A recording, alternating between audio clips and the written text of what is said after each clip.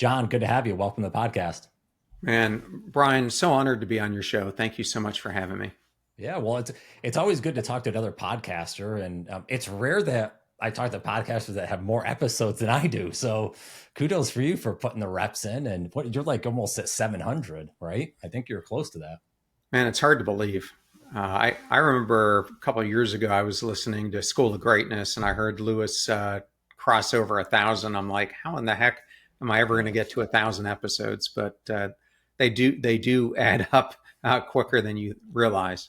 Yeah, like people always ask, like, how do you have so many? And I'm like, it's just one at a time.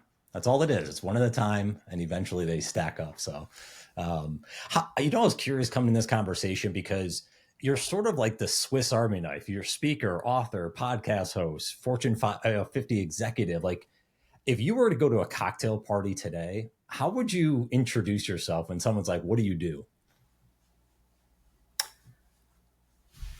I would tell them that my purpose is to launch a mattering revolution to help more people throughout the world feel seen, valued, and that their life has major meaning. When did that start for you? When did mattering, like, I guess it's not just like did a moment happen, but like was it a whole mindset shift that happened? Did it happen at one, kind of spark or over a long kind of period of time? No, it happened over a period of time. I was first kind of given the problem that I was trying to solve. I saw for over a decade now people who are experiencing chronic loneliness, helplessness, hopelessness, boredom, Hmm. being burned out, etc. And I kept looking at them as being different things. That the loneliness epidemic was its own thing, people feeling hopeless is its own thing, and this growing sense of apathy that I hear so much when I talk to people was its own thing. And as I started to look at this more closely and try to get more crystal clear on it, I realized that they're all symptoms of people feeling invisible in their own life, that they're not seen, Hmm. that they're not enough. And so that to me was the common problem that needed to be solved.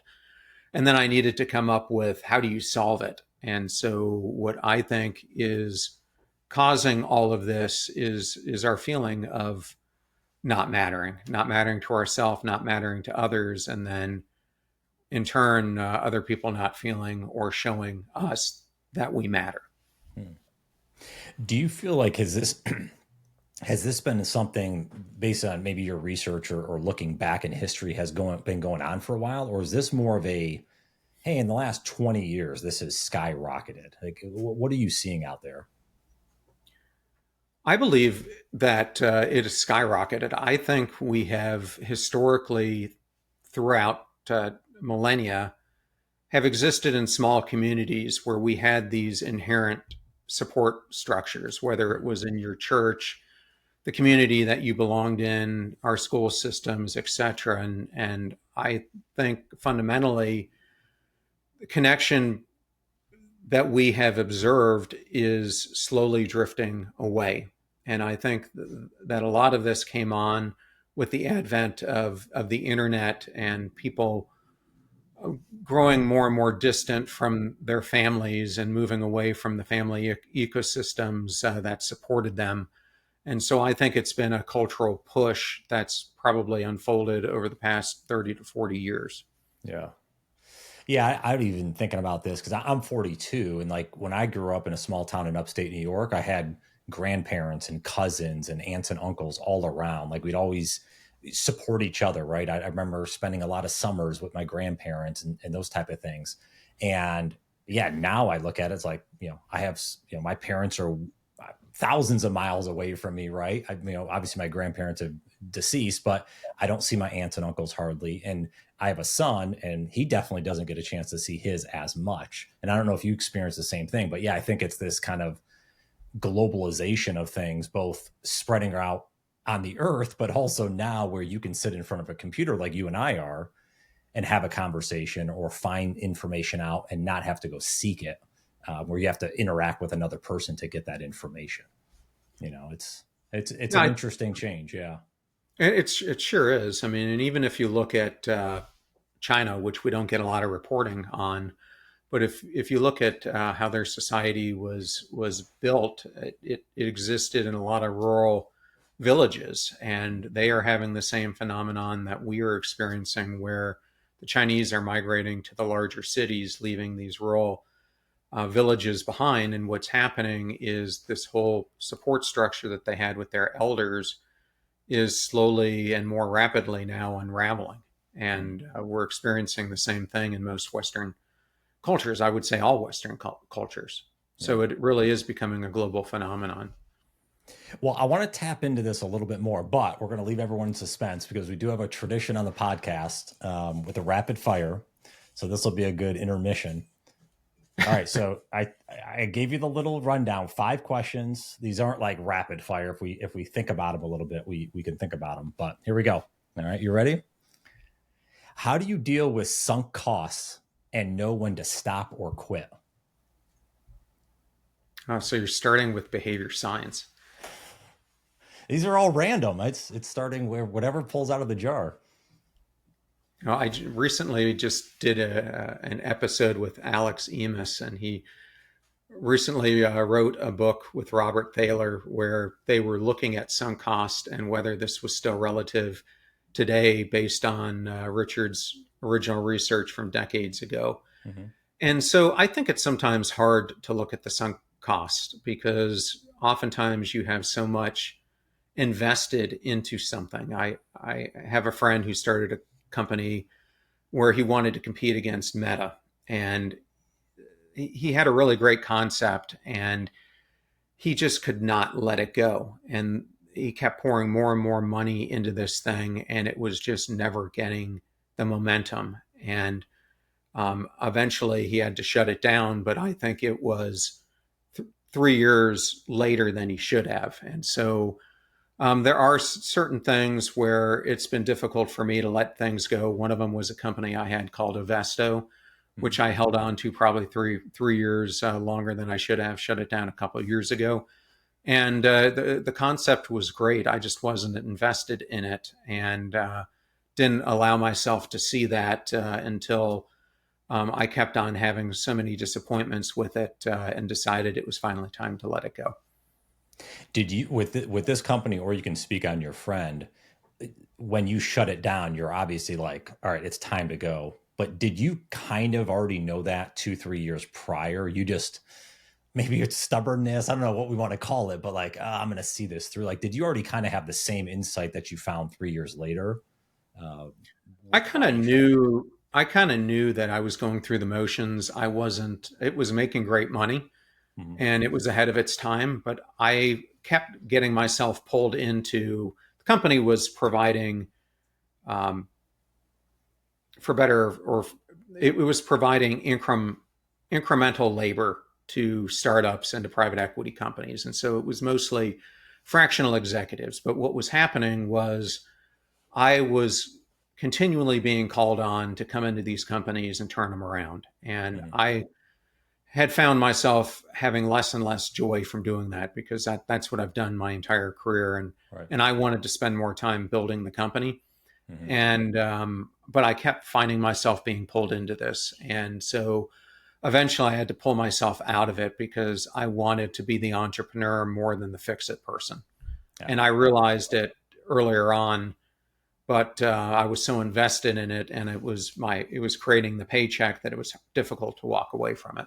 Wow. Well, I think that's for a lot of people would probably admit that if you put them on the spot.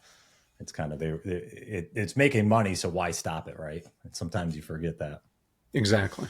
that time you could be used other ways, for sure. All right, who is someone you admire or have learned from that you've never personally met? Do they have to be alive? No, no, I don't have to be alive. Well, I've recently been listening to Man's Search for Meaning by Viktor Frankl, Hmm. and I'm kind of listening to it because Hanukkah is coming up, and I'm not Jewish myself. My wife is, but I've kind of just been in this phase where I think it's important to look at the little things in life that we let go of so much of. And that's why I like to come back to his book and books by Joseph Campbell and others, because I think they teach recurring themes that in some ways become forgotten things in our lives. And so something meaningful, that I was listening to today as I had the audiobook on was just the simple aspects of how important love is and how important awe is in our life. And so, he was talking about in the prison camp, sometimes the most meaningful moment of the whole day was seeing a sunset in Bavaria when you looked at all the horror that was around them and you saw this simple beauty in the world and you realized that in the universe beauty still existed. And also he was talking about how much he missed his wife and how much that love connection is something we take for granted until it's gone. And so it's important for me to have those reminders in my own life of the most important things that we often take for granted. Yeah, wonderful. All right, number 3. When was the last time you wanted to give up but didn't?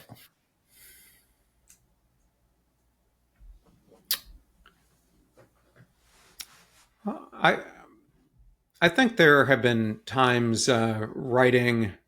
I have a nonfiction book coming out next fall, and it's on this theme of mattering. But there were times when I was writing it where I saw other authors were coming up with books, and I started to doubt myself, figuring that it's a zeitgeist moment, and I've missed the opportunity to be first in the space. So why even do it? Yeah. But the more I've kind of looked at it, the message I am trying to build to bring to the world is different, and in some ways more comprehensive, and in other ways very complementary to what these other authors are doing. So I kind of came to the place that I myself have an important mission that others aren't articulating, that is still extremely important and still needs to have its light and day. But there were many times where I doubted myself and the book, and whether it still was as important as I thought it was. Do you feel like a lot of people that's maybe the crux of them getting started is that self-doubt? Like, to your point, I mean, someone successful like yourself, you've done a lot of things, and even you're having self-doubt. Writing a book, you probably had some good knowledge to be writing. Like, I'm wondering, like, that seems, I mean, I look back at my own life, like that's where I got tripped up. It's like, I'm not good enough is sort of like I'm not good enough to do blank. And that stops us in our tracks. Are you seeing that as well? I think the trap that I fall into, and I think many of us fall into, is the comparison trap, um, and and that is, I guess, whether it's comparison or competition. What I have to remind myself is I'm not really competing with anyone else but myself. Yeah. And really, the journey of life is to make incremental steps to make yourself better. And it's easy to look at what other people are doing, whether it's in the podcasting space or an author or whatever, and say, I'm not as good as someone else. And therefore, what they're doing is better, and I can't compare. And I think that's where a lot of us lose our momentum, and we end up starting to arson the very things that we want, because we put our own imaginary roadblocks in place. That's a good point. Maybe a note, I think, for after the rapid fire to go down the rabbit hole on. I'm going to put a footnote there. All right. Number 4. Who was a mentor that was a big part of you becoming who you are? Um, I have had um, I have had many. I am going to highlight Tuck Williams, because he came Okay. top of mind. So Tuck, at the time, was a petty officer when I was in the Navy, and ended up becoming a command master chief by the time he retired. He had a fantastic career, one of the best leaders I've ever worked with. But I met him when I was a lonely ensign, kind of a year out of graduating from the Naval Academy, and I think to this day I owe him a ton of gratitude. We're still really good friends. But one of the first deployments I ever did, the second deployment I ever did, I went with him and a team where we were embarked on a mission together. And he taught me so many things. And I think when you're a junior officer, a junior at anything you're doing, um, we we don't allow ourselves to appreciate the wisdom of someone who's been there a little bit longer than we have. And through Tuck, I really learned to trust him and to rely on him, and to really lean in to him for guidance and as someone I could bounce things off of. And so he was really important early on in my life because he really brought forth confidence, not only that I was able to do things better than I even appreciated in myself, but that I had someone that I could go to who was invested in me, who wanted to see me become a better officer, a better leader, but in ways that the longer we got to know each other, I think it became reciprocal, and because of that bond we formed, I was able to help him become better as well, and so it amplified both of our careers. Hmm. Do you, when you either coach folks or talk with them, and let's take someone younger, although I guess age doesn't matter. Is there something maybe they should do to get more out of a mentor? Maybe questions they should ask or how they should approach that relationship that you've learned now? Well, I think what I learned, and when I got more senior in my aspirations of what I wanted to do, I tended to start picking mentors who were a couple steps ahead of where I wanted to be. So when I decided I wanted to be a chief information security officer, I started to develop mentor relationships with people who were in that spot or who previously held it. Hmm. When I wanted to become a CIO, I started to develop mentoring relationships 5, 6, 7 years in advance of ever wearing that title, because I wanted to learn from people who could give me directions on like how do I short circuit this journey? How do I not make the mistakes others have? What are things I should be doing to make myself more rounded so that when I finally get in that seat, I'll do a better job in it. And so that's something I would encourage people to do is to not. I remember I went to Arthur Anderson when I left the military, and there they would assign a mentor to you. And I always think those are the worst mentors unless you get really fortunate that you can Yeah. get, because are those people really invested in you as opposed to someone you reach out to? So when I was at Anderson, instead of going with that person, I reached out to a gentleman, Russ Gates, at the time. Russ was one of the five leaders running Arthur Anderson. He was running the entire risk consulting practice. Hmm. And I went to him and I said, would you be willing to have a personal mentorship relationship with me? Because at that time, I eventually wanted to become a partner. And so Hmm. I think people don't think large enough, or they think, that person will never mentor me.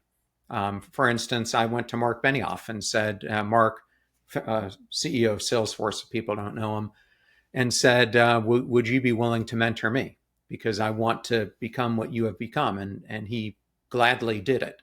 So I think we doubt that people will invest themselves in us. But if you're humble enough and if you have enough conviction when you go to them, you will get some denials, but I'd rather try to go for it, and hopefully they say yes than just Yeah. thinking they're going to say no from the get go. Yeah. Yeah. You miss 100% of the shots you don't take, right? You gotta stick yourself out there and ask. All right, here we go. Last question. Okay, this is good. We're getting into the new year here. Do you plan your year out and or take a different approach to goal setting?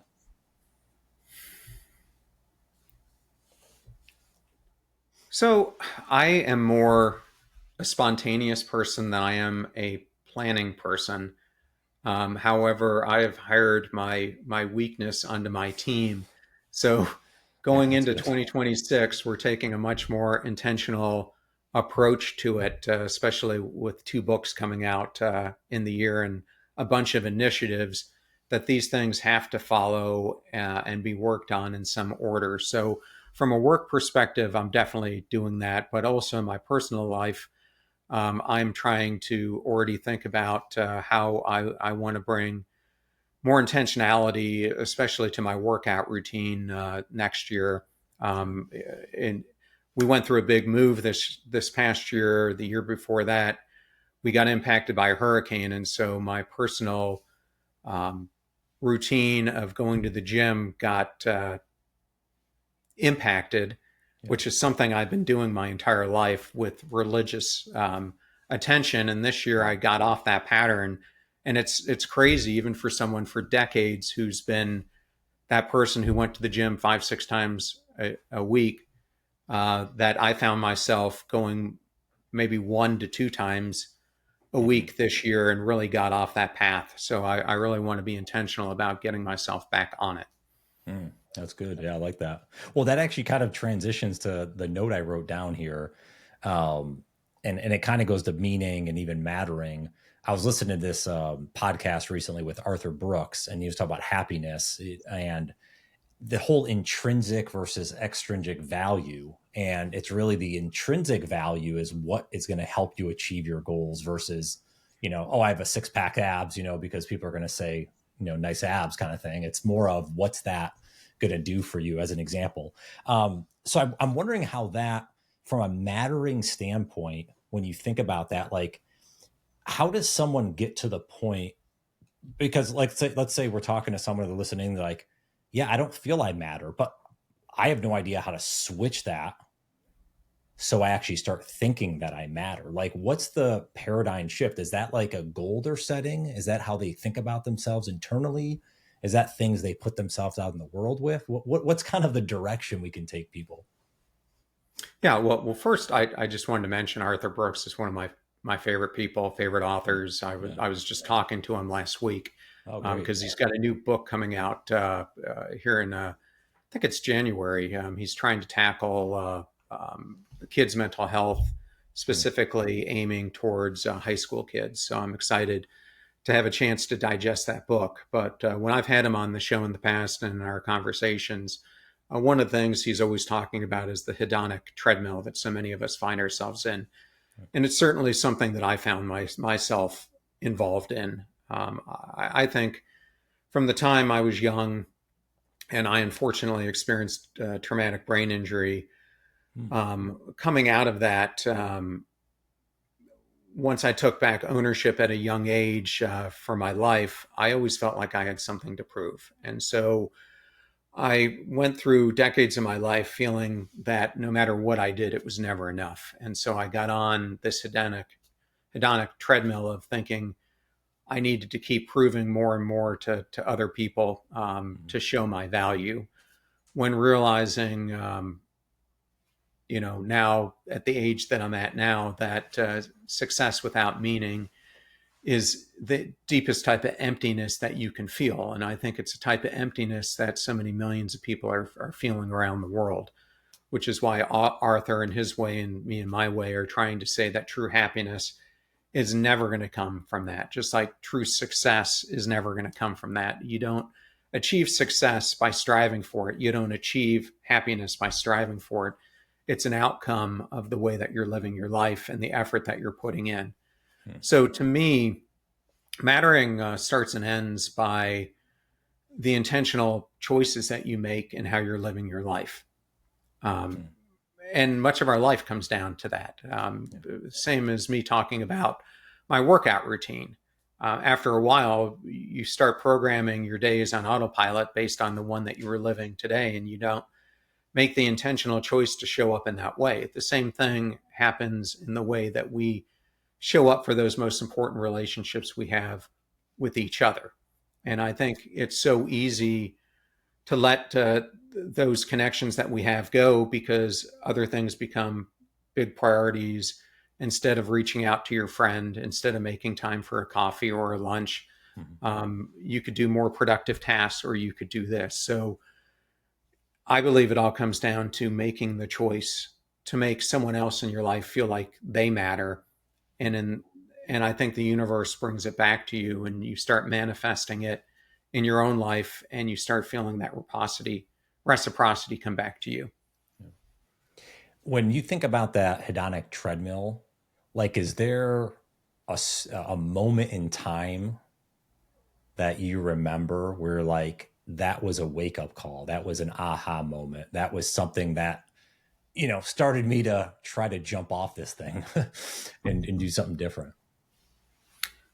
Well, I think when we're on it, sometimes it's difficult to see, or we Right. see it and we can't figure out how to allow ourselves off of it. I was listening to Joe Rogan talk about this one time, so I don't want to take credit from Joe, but he was talking about so hard. Sometimes it is so hard to get off this treadmill because um, one clear thing is, like Michael Gervais talks about all the time, fear of other people's opinions. Um, you now have the status. People look at you some way. It goes back to that identity question that you asked me at the beginning. You identify yourself in a certain way, and if you go off this path that you're doing, I'm no longer the CIO of Dell. I'm going to be identified in a different way, and that's hard for me to internalize. Sometimes it's because what Joe was talking about is we've we've reached this point where financially we've gotten so secure that to think about not having that security blanket is terrifying, not only for ourselves, but for our families who are relying on it too. So because of that, we don't want to take the leap to do something different. And sometimes it's just our own inherent mask that we're wearing, where we've become so accustomed to wearing a version of ourselves that no longer suits us, but we can't see the true version of ourselves that we've buried under layers of years of becoming something that's different. So I think in one of those different variations, that's what stops people. And then there are also the people we let into our lives. I call them the mosquitoes, and the environmental things that enter our lives that keep encouraging us to take a different path than Mhm. we feel compelled to do. And Yeah. so they influence our directions. And is that so? Again, someone's on that, they're listening in and they're like, huh, am I on the treadmill or not? I don't know. Like, is there questions they should be asking themselves? Is there some sort of exercise they can do to tell if they're going one direction or another? Yeah, one of the things I always go back to is self-efficacy. I, anytime if you think about this, there's like a triangle. There's you in your current life, and then there's one path of the triangle of who you should be, and then there's another path of who you could be. And I think so many of us end up on the path of who we think we should be instead of who we could be. And so I think where it starts is spending time really thinking about um, yourself. I mean, it really comes down to those quiet moments where you've got to be brutally honest with yourself and look at your core value system. I think Marshall Goldsmith says it the best when he talks about that your value systems has to match up with your ambitions and aspirations.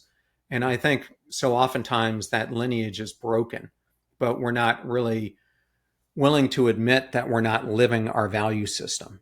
And so to me, that's where it comes back to is really looking at what are those things that you hold on to as the utmost importance to you, and are you truly living that value system out, or are you allowing yourself to be played?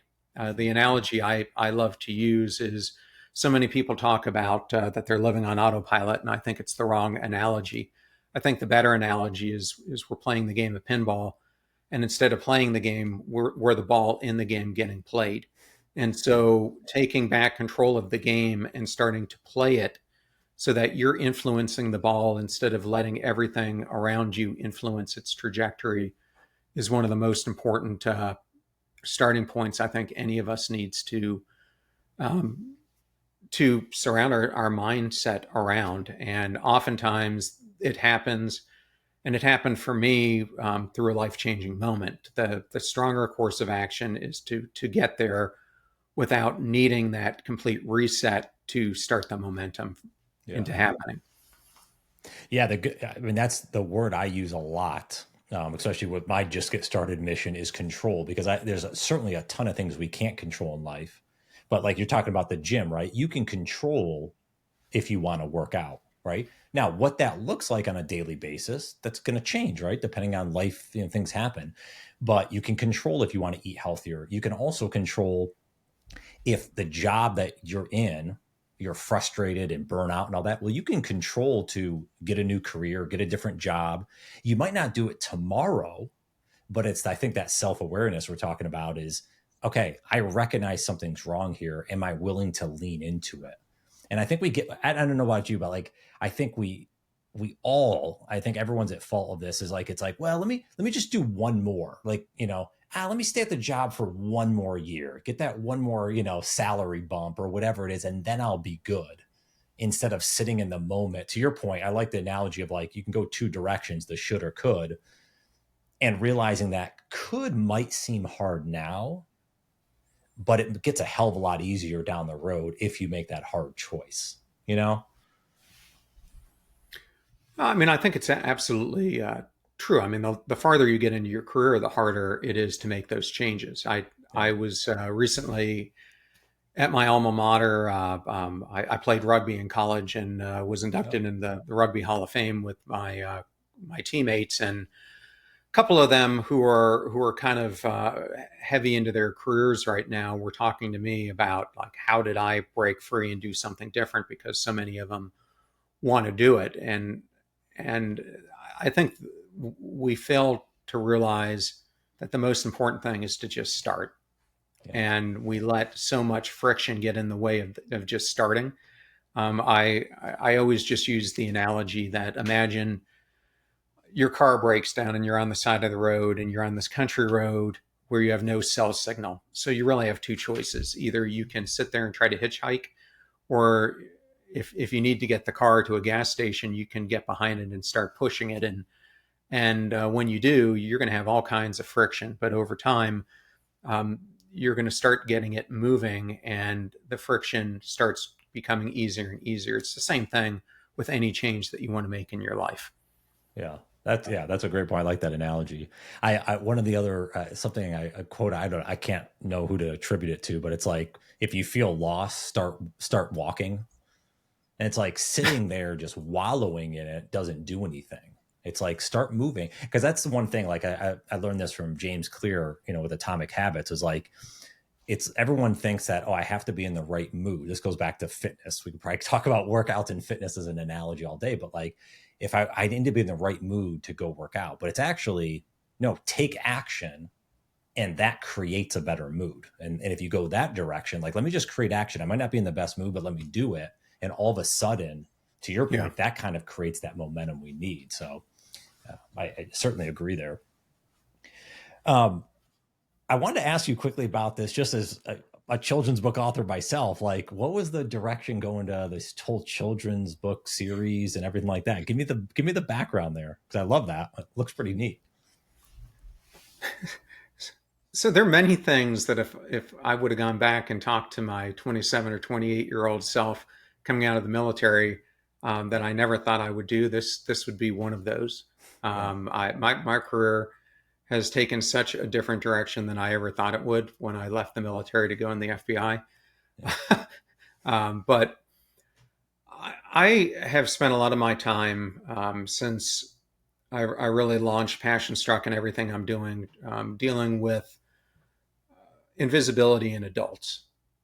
And as my kids went through middle school and then high school and now college, I got a much closer picture to how many teenagers we have who are truly struggling. And I think, mm, as I've it's not as I think, as I've talked to more mental health experts, all of them are saying that the biggest mental health issues are happening now in kids before they're 18. it's the largest growing segment, but it doesn't get reported on as much because they're adolescents and not adults. The reporting can't be as rich. Mhm. But there have been recent reports by the CDC and others showing that 40% or more of high school students are facing epidemic levels of sadness and hopelessness. Yeah. And we know the mental health and anxiety is creeping up as well. And so when I started thinking about this and seeing it play out in my own kids, often when they're that age, it becomes much harder to intervene as a parent or as a teacher, as a specialist in their lives. And so I started to really do research on when are they most receptive to to learning values, to learning the importance of certain characteristics, and Yeah. I came to the scientific conclusion that it's ages 4 to 10.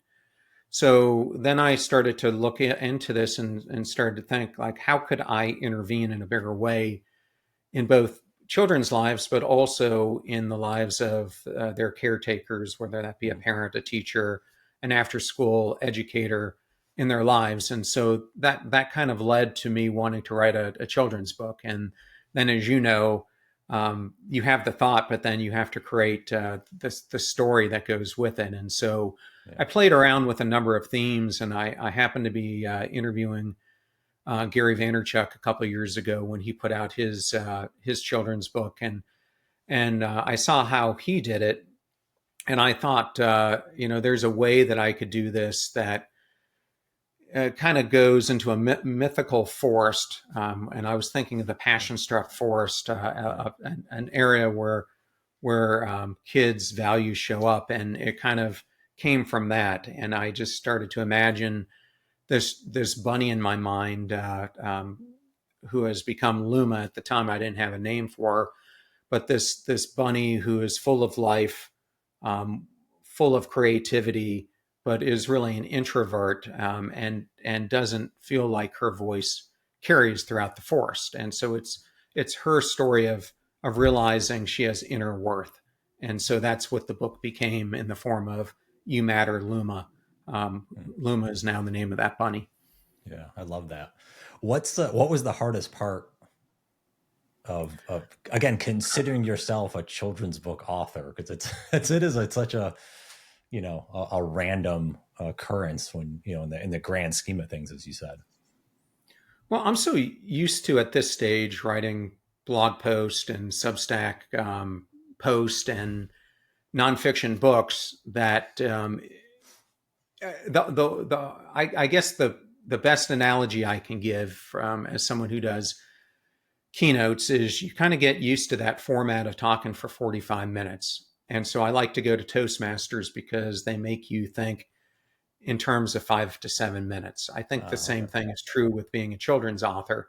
Is I had the luxury of being verbose in these books and blog posts, and I think in a children's book you've got to do two things magically well.